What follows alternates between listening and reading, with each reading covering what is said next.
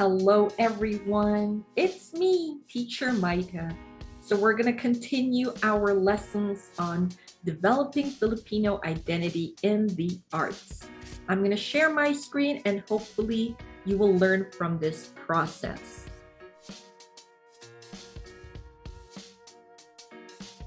What does it mean to be a Filipino artist? So that is our topic for today. So a Filipino artist has the heart to push the limits of art. You're going to push it to the limit, but not in a way that's destructive. That's different. Sometimes people do shock value or art for art's sake, but they don't even have the heart for the art. So you don't want to break things. You want to start things, build things. Let's start by making the newest trends. Incorporate the right mixture of culture, history, and identity. And of course, a Filipino artist balances appropriation and the right flavor for the global scene. Let's face it, there are some there, even fellow Filipino artists who misappropriate things. And I can honestly say that in the past, I have done this because I didn't know any better. And as I learned, and I'm like, oh, I've been doing this wrong. So it's good to learn and correct ourselves, all right? And if you found somebody who misappropriate a particular culture, because remember, we have hundreds and hundreds of tribes here and different cultures here in the Philippines, don't just call them out and cuss them. Let them know, hey, did you know this and this? Did you know you're not allowed to do that? So just let them know nicely, all right? All right, so now you want to be a Filipino artist, or you want to be an artist, and you are a Filipino by blood, by identity, by culture. What are the 21st century skills that you need? Let's discuss it. So here are some of the things that you need. First, you need your chosen art form. What kind of art form are you choosing? 2D art, 3D art, painting, sculpting, lithography, photography, videography. There's so many out there. Next, you need a background on other art forms. You don't need to take a course like a college or university course in art, but you do need to know a background on other art forms. And I'll tell you why you'll be able to use this in the future, especially. You need to know how to navigate your way into the art field. So if you have taken arts and design in the senior high school, you're on your way, because Creative Industry 1 and Creative Industry 2 will actually give you the crash course that you need. Next, you need to know new form media and trends. Once upon a time, we only thought that there was 2D art, 3D art, 4D art, and that's it. No, there's a new thing called new form media, and it keeps changing, so you need to know the trends. New form media is a step above 4D art. It is very experiential in nature and very tech-driven. And thus, you need to be tech savvy. You need to be able to shift industries based on a global demand, in which case you need to know the global demand. So you need to know a bit of tech to do this. And here is where your background from other art forms will come in. You need to know what's what, how to do this, how to do that. I graduated in the fashion industry, and I did know a little bit on painting, and I did know a little bit on other things because I like those and I researched all about them. And suddenly my sister's business needed me, and it shifted from doing comic book outsource, which by the way, the company's name is Comic Cassie, because it is a comic outsource business. But it had to shift because the global demand was into games and mobile apps. So I was supposed to be just painting the office, keeping the office functioning as an extra secretary, doing her paperwork, filing her taxes, and then suddenly I had to do cleanup work because Cake Mania 2 came in and they're like, you guys do art. Why don't you guys do this? And the money was quite good. So, for a startup company, we couldn't say no to the money. And actually, it opened a lot of doors. After that, they kept giving us tech-related work, outsourced work. And we're like, this is the way to go. If we just stood there and said, no, our company's just making comics, the comic book industry, the outsource for comic book industry, sadly does not pay as much as what they would pay for a game industry or a mobile app. So that's what I mean by able to shift industry based on a global demand. But you need your wits about you and you need to know other forms of art. If you don't have a good eye for the aesthetics, if you don't know your elements, your principles, and at least a good way to balance all those, it's going to be hard to shift industries into some things that you don't have an edge over. And that you need entrepreneurial mindset.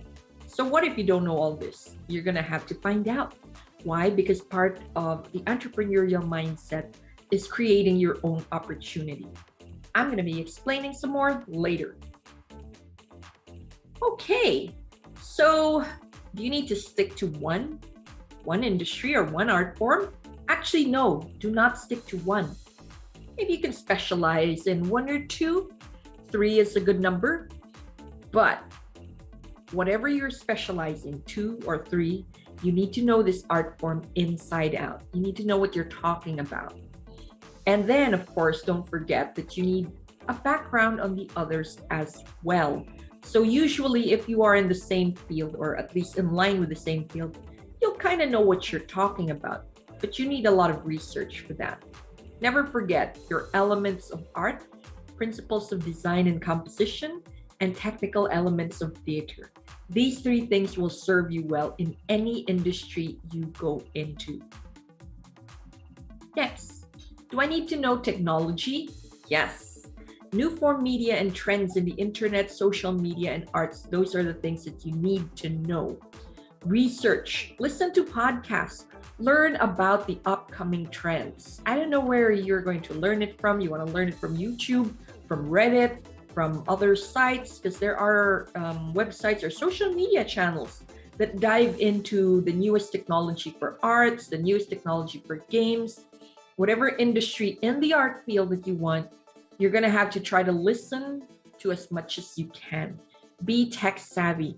That's actually a non-negotiable skill. Now, you'll need to be able to shift industry based on the global demand. Now, what does that mean? The world is changing and at a rapid pace, especially now, because COVID has pushed many industries online. It actually thrived. You'll have to keep up or you'll fall behind. It's best to be able to be ahead of the game. Your entrepreneurial mindset will be useful for this. This is why you need to know multiple art skills. Now, how are you going to develop an entrepreneurial mindset? First, you need to develop your eye to look for an opportunity, and if there's none, create it. Be action-oriented. All right, you saw that, hey, there's a need for people to create art assets for games. There's a need to create this or do that, or, hey, we can make money out of doing this and this. It's not enough to just know it. You have to act on it and act fast, because sometimes the same people or other people will have the same ideas as you. Then you need to take calculated risk. You're going to jump into action, but don't forget to calculate the risk, because often there are costs involved. And if you calculate your risk right, you have to weigh it, the pros and cons. Do a SWOT analysis. At least do a SWOT analysis. That way you will know, hey, I can do this, but oh no, these guys are doing the same thing. What can I do to make my stuff better than theirs? So you're going to calculate your risk before you jump. Next, network. Build links and contacts everywhere you go. The best contact and the best network I have are my high school friends. Are they in the same industry as me? No. But anytime I need them, I tell them, hey guys, I'm having a fashion show, or hey guys, I'm doing this and this and this. I'd really like your support. I'd really like for you guys to come, tell your friends about it, tell your parents about it, do this for me. And yeah. And then, of course, you have your college friends if you're going to college, because those guys are usually in the same industry as you. Don't work against them, work with them. So build network, even in social media. Linkages are important. Sorry, no man is an island, especially not in the era of social connectivity. We are more connected than ever, and yet people are more isolated than ever. If you are entrepreneurial, if you're really serious about being in an art field, you're gonna have to really extend and talk to people, network to people, join groups, and maybe troll for a few weeks, and then start liking people's posts and start commenting, hey, this is great, or hey, thanks for sharing. Hey, thanks for sharing. I want to share with you this one I found, things like that. And who knows, you might even extend your reach to other cities, other countries, and that makes you a global Pinoy. All right, so you'll need cognitive skills, of course, for an entrepreneurial mindset. Now, these cognitive skills means everything in the mind. So anything that needs brain power, like active listening, analyzing data, critical and creative thinking, decision making, problem solving, and strategic planning. What about non-cognitive skills? Because you need this too. Non-cognitive skills that you need are your personality. Are you great to work with? Your behaviors. Are you a reserved person? Are you outgoing? And then your unique traits. What makes you you? You're going to have to delve into yourself and find out what your unique trait is. In life, it's not about IQ. It's not just about IQ. There's also EQ, SQ, and AQ. EQ is your emotional quotient, your character. It's your ability to be kind and responsible, to be honest, responsibility, humble, genuine, considerate, and respectful. If you have this, you have a high EQ. And actually, if you have a high EQ, people would like to work with you. Why don't you want to work with someone who's honest and genuine, right? Someone who's very considerate and respectful. Now, SQ, or social quotient, is your charisma. It's your ability to build network and linkages. Believe it or not, you can develop this. If you're a kind person, respectful, you're friendly, you're faithful, that means your SQ is high. All right. Now, what about AQ? This is new. AQ is adversity quotient. It's your ability to go through a rough period without backing down or cracking. It's never giving up. It's holding your head up high. Let me tell you some things. You can have a high IQ, but low EQ and SQ. And that's not going to get you high in life. And even if you do reach the top because of your high IQ, nobody wants to work with you. Nobody wants to be your friend. Nobody wants to work with you, low EQ. Nobody wants to be your friend, low SQ. So what's the point, right? You'll feel lonely and you won't build networks, and you'll find out that the person who doesn't have a very high IQ but have a high EQ and SQ is actually up there. What is that song from Wicked? The one sung by Glinda, the White Witch. It's not about aptitude, it's the way you move. So yeah, aptitude is your IQ. So if you have a high IQ, you have a high EQ, high SQ, but you have a low AQ, what's that? You're just gonna give up. Something comes up, COVID comes up, and you give up. That's a low AQ. Now, if you have a high EQ, high SQ, and high AQ, you most likely have a high IQ, because that's the way things work.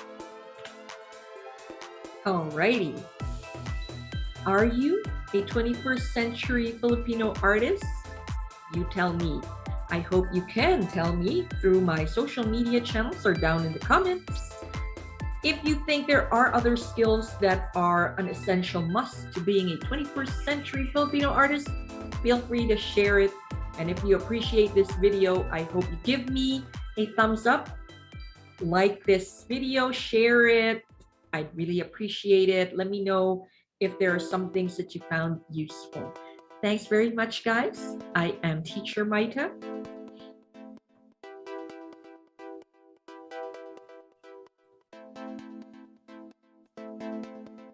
If you understood the lessons, I hope you can move on to the next one. If you want to repeat the lessons, you may do so. I have also part 1 of this. See you guys next time. Thank you very much.